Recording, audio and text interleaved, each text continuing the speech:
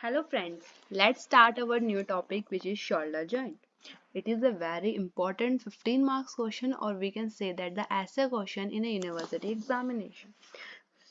So when we will study about the shoulder joint, in our minds we will strike with the humerus and there is a scapula. So basically it is a joint between the head of humerus and the glenoid cavity of the scapula, and it is the most movable joint of the body. Most movable joint जितना move होगा उतना ही dislocation भी इसकी ज़्यादा से ज़्यादा होगी. Okay, we will move to this type. It is a ball and socket type of synovial joint. Next we will move to articular spaces. So it is the articulation between large round head of humerus with relatively shallow glenoid cavity of scapula. So glenoid cavity is a shallow, so it is deepened to provide the stability to this joint. So it is deepened by the glenoid labrum. Okay, we will move on to this ligament. It have main four types of ligament, but one accessory ligament we will also study, which is coracoacromial ligament. First, we will discuss the four main ligament, which is capsular joint, glenohumeral ligament, coracohumeral ligament, transverse humeral ligament.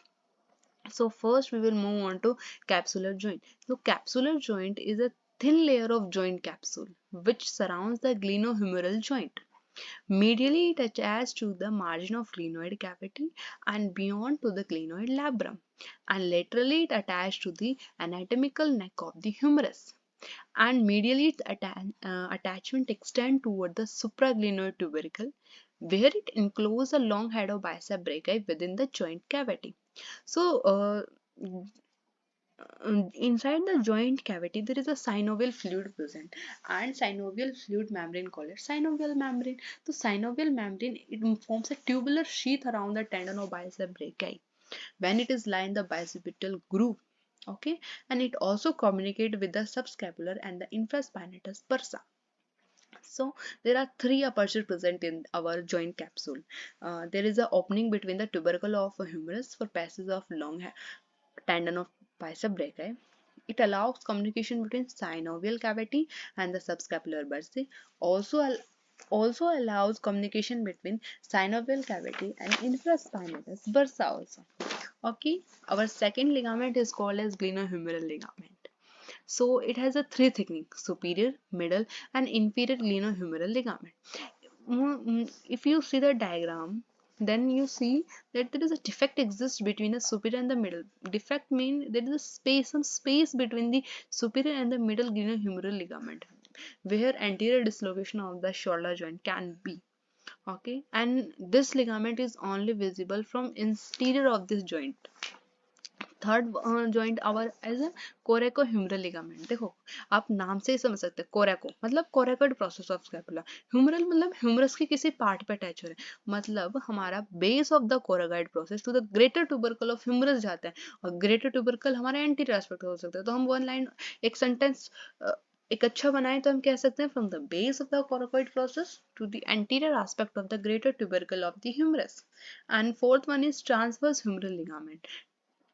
So it act as when हम आपको पता है हमारे जब long head of bicep brachii जब हमारी bicipital groove में जाती है, तो ऊपर से इसको सपोर्ट प्रोवाइड किया जाता है एक लिगामेंट के द्वारा. तो वो लिगामेंट ट्रांसवर्स लिगामेंट होता है ना, एक ब्रॉड ब्रांड की तरह हमारा होता है, एक बैंड की तरह. तो उसे हम कह देते हैं ट्रांसवर्स ह्यूमरल लिगामेंट, क्योंकि जो ब्रिज प्रोवाइड करता है between the greater and the lesser tubercle के बीच में. अब हमारा एसेसरी लिगामेंट का नाम है कोरेको एक्रोमियल लिगामेंट. कोरेको मतलब कोरेकोइड प्रोसेस एंड एक्रोमियम मतलब एक्रोमियम प्रोसेस, मतलब एक्सटेंड करता है ये हमारा कोरेकोइड और एक्रोमियम प्रोसेस के बीच में, और ये हमारे जॉइंट को सुपीरियर एस्पेक्ट से बचाता है.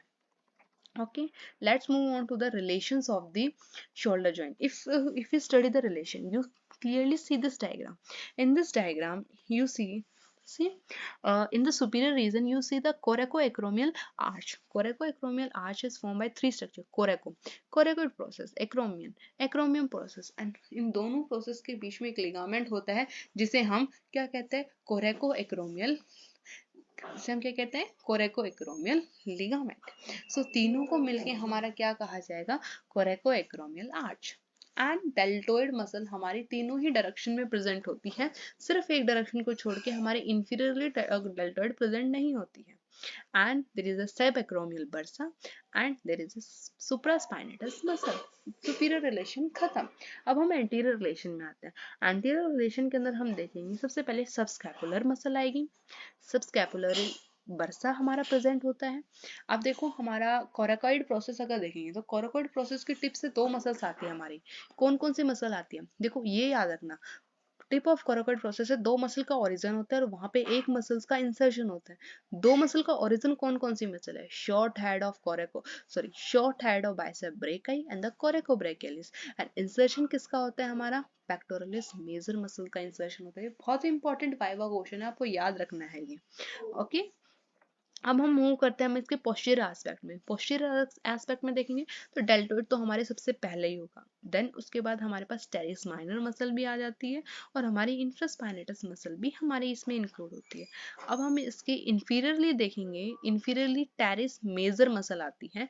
पोस्टीरियर सर्कमफ्लेक्स ह्यूमेरल वेसल्स हमारे पास होती है और एक्सिलरी नर्व भी हमारी होती है इधर, ठीक है, याद रखने की होता है। फिर हमारी आर्टेरियल सप्लाई और नर्व सप्लाई देखो, अगर मैं आपको बता देती हूँ कि ये हमारा एक accessory as a accessory question हमारा पॉइंट आता है, क्योंकि जब भी आपका 15 मार्क्स का क्वेश्चन आता है तो मेन आपसे पूछा जाता है इसका टाइप क्या है, इसके आर्टिकुलर सरफेसेस क्या है, इसके अंदर मतलब लिगामेंट्स क्या है हमारे, इसकी अप्लाइड एनाटॉमी क्या है, ये क्या क्या मूवमेंट होती है। एंड कभी कभी हमारे पास factors that provide support to this joint, but arterial supply nerve supply as accessory question आता है। पर आप बेसिकली आप इसको याद रख लेना, बहुत ही सिंपल सिंपल पॉइंट्स हैं।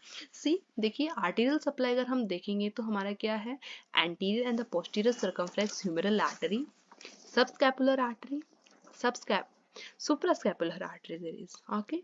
Next, nerve supply very easy, axillary nerve, axillary nerve आप याद रखना दो मसल्स को नर्व सप्लाई प्रोवाइड करती है। मैं कुछ ऐसे पॉइंट्स जो होते हैं जो आपको वाइवा क्वेश्चन, प्रैक्टिकल में वाइवा क्वेश्चन पूछे जाते हैं, ये क्वेश्चन आपको मैं बोलती रहूंगी, आपको दिमाग में स्ट्राइक हो ही जाएंगे।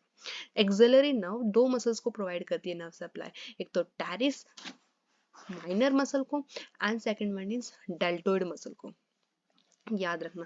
अब डेल्टोइड तो हमारे कहाँ है, शोल्डर जॉइंट की मेन मसल ये, तो मीन्स दैट ये शोल्डर जॉइंट को भी क्या प्रोवाइड करते हैं, नर्व सप्लाई प्रोवाइड करते हैं। अब हमारी अपर सॉरी हम कह सकते हैं आर्म की, हमारे आर्म की मेन नर्व का क्या नाम है, मस्कुलोक्यूटेनियस नर्व। तो मस्कुलोक्यूटेनियस नर्व भी शोल्डर जॉइंट को प्रोवाइड करती है। एंड वन एक्स्ट्रा नाम आप याद रख सकते हैं, suprascapular nerve, suprascapular artery, easily you can remember। Okay, we will move on to the factor providing stability to the shoulder joint. Four factor which provide stability to the shoulder joint: rotator cuff, which is also called as musculotendinous cuff, coracoacromial arch, long head of bicep tendon, glenoid labrum। देखो, rotator cuff muscle जो होता है वो कुछ बहुत सारे muscles के blending से बनता है। नियरली 6 मसल्स के ब्लेंडिंग से हमारा ये कफ बनता है, जो कि उसको इजिली मूवमेंट में हेल्प करता है हमारी शोल्डर जॉइंट को। कौन कौन सी होती है वो, हमारी supraspinatus, infraspinatus, teres minor, teres major and subscapularis and हमारी डेल्टोइड मसल। ये 6 मसल होती हैं जो कि किसमें हेल्प करती हैं, रोटेशन में। Rotator cuff means it help in the rotation of our shoulder joint, okay. और मतलब ये हमारी हेल्प करती है हेड ऑफ ह्यूमरस को against rotating the glenoid fossa during joint motion, वही बात लिख रखी है। अब कोरेकोएक्रोमियल आर्च हमने पहले ही बताया, तीन चीजों से मिलकर बनती है, कोराकॉइड प्रोसेस प्लस में एक्रोमियन प्रोसेस प्लस में कोरेको एक्रोमियल लिगामेंट, उन दोनों के बीच का होता है। तो कोरेकोएक्रोमियल आर्च बेसिकली हमारा सेकेंडरी सॉकेट ऑफ ग्लिनोह्यूमेरल जॉइंट की तरह काम करता है। तो ये हमारा जो होता है अपवर्ड और अबो हमारी डिसलोकेशन से हमें बचाता है हेड ऑफ ह्यूमरस का। Long head of bicep brachii, अभी अभी हमने जब हमने जॉइंट कैप्सूल में पढ़ा था तो आपको याद होगा, ये हमारी long head of bicep brachii जो होती है वो बाइसेपिटल ग्रूव के अंदर जाती है। तो वो आपने देखा होगा वो हेड ऑफ ह्यूमरस के ऊपर से जाती है, मतलब वो भी कहीं ना कहीं हेड ऑफ ह्यूमरस को उसके ऊपर की डिसलोकेशन से बचा रही है, क्योंकि उसके ऊपर से आके ही तो वो बाइसेपिटल ग्रूव में जा रही है हमारे। फिर ग्लेनोइड लैब्रम, ग्लेनोइड लैब्रम तो आप लोगों को पता है ये ग्लेनोइड कैविटी को डीपनिंग में हेल्प करता है, so that our head of humerus can easily fit into the glenoid cavity and there is not dislocation of the shoulder joint, okay. You can see that how rotator cuff muscle help in this rotation, sorry। This is movements of shoulder joint. See, these muscles are sometimes very tough to remember, but if you will learn from by your practically if you learn, you can easily remember. There is no need to learn accessory muscle. I just write as like it. You mainly you have to remember its main muscle. See, if you flex your arm, then if you touch your shoulder joint, you will see your deltoid muscle is moving. So whenever you are doing any of your movement, then any of your muscle is show any type of movement, then it is a main muscle of this movement. If you do flexion, you will see the deltoid is moving, and if you also see flexion, you can see your pectoralis major muscle is also doing. Place your hand on your shoulder joint and observe it. Practically if you observe, it is will be very easy to remember you, because this will create many confusion in your mind. During exam time it is a very much confusing. Okay, then we will do it extension. If we extend, our deltoid is moving. Beside we have latissimus dorsi muscle. Trapezius muscle is not moving. Notice our below muscle, latissimus dorsi muscle is moving. Trapezius moving muscle is not even move. In abduction you see हमारी pectoralis major हमारी move कर रही है, and पीछे से हमारी लेटिसिमस डोर्साई move कर रही है, क्योंकि वो अडक्ट हो रहा है, क्योंकि हमारे बॉडी के पास आ रही है। आपको इन मूवमेंट की जानकारी है क्योंकि आपने जनरल एनाटॉमी पढ़ ली है।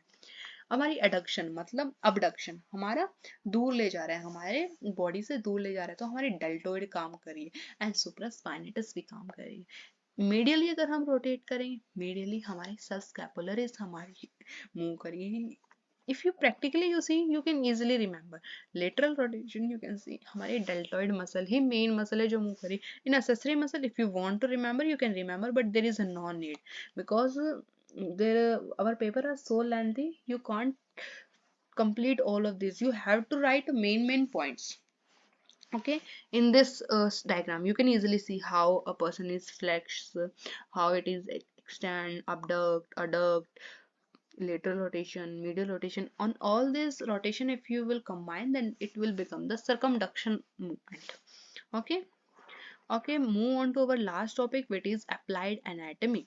Applied anatomy, we will see the 3 points. First, the dislocation of shoulder joint. Mostly it dislocation is there is inferior direction, क्योंकि वहां पे लीस्ट सपोर्ट किया जाता है। हमने देखा था किसके द्वारा, superior and medial glenohumeral ligament के कारण। अब हमारी मेन मसल पीछे की तरफ क्या है, एक्सिलरी नर्व। इसके कारण हमारी एक्सिलरी नर्व क्या हो जाती है, इंजर हो जाती है। अगर एक्सिलरी नर्व इंजर होगी तो हमारी डेल्टोइड के पास क्या नहीं आ रहा। अब हमारी डेल्टोइड ही मसल मेन मसल है शोल्डर की, उधर नहीं जाता तो डेल्टोइड मसल में पैरालिसिस हो जाता है और हमें पेन होने लगता है, या फिर हमारी मूवमेंट नहीं हो पाती है। ओके, या तो हम एक्सटेंशन हमने ज़्यादा कर दिया है, या हमने लिटरल रोटेशन ज़्यादा कर दिया हमने हमारे ह्यूमरस का, इसके कारण हो सकता है। सो हमारा क्या होगा ना, हमारा शोल्डर टिप होती है उसकी प्रोमिनेंस आ जाएगी। इस डायग्राम में भी आप देख सकते हो किस तरह से वो अपने मेन पोजिशन से वो हट के पीछे की साइड आ गई है, आप इजिली देख सकते हैं। अब हम मूव करते हैं हमारे फ्रोजन शोल्डर पे। फ्रोजन शोल्डर मेनली मतलब ये मेनली हमारी ओल्ड एज पीपल्स में होता है, 40 to 60 ईयर एज में होता है। मतलब हमारा जॉइंट कैप्सूल का श्रिंकेज होता है। श्रिंकेज होता है तो मतलब मूवमेंट तो हमारी सारी होती है, बट हर एक मूवमेंट का हमारा क्या हो जाता है, लिमिटेशन होने लग जाता है, लिमिट हो जाती है हमारी मूवमेंट्स। और अगर हम रेडियोलॉजिकली अगर हम देखें ना किस तरह से कुछ है, तो किसी तरह का चेंज भी नहीं दिखता है, जस्ट ये एज के कारण आता है ये हमारा।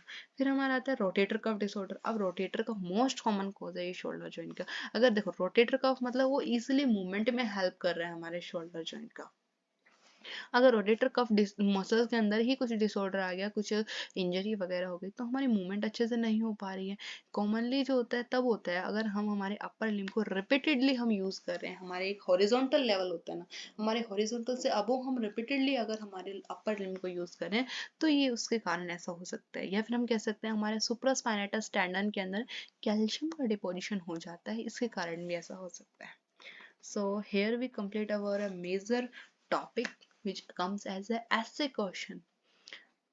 So thank you.